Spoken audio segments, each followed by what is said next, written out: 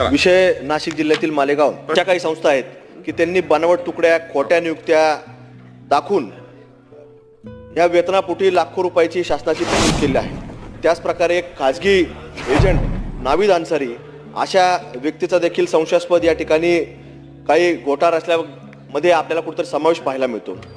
संबंधित संस्थाचालक, मुख्याध्यापक, प्राचार्य, उपलिपिक यांचा सहभाग आपल्याला काही संस्थांमध्ये याच्यामध्ये प्रामुख्याने आढळून येतो आणि अंदाजे 100 कोटीपेक्षा अधिकचा निधीचा अफरातफर अफार झालेला आपल्या याच्यामध्ये पाहायला मिळतो।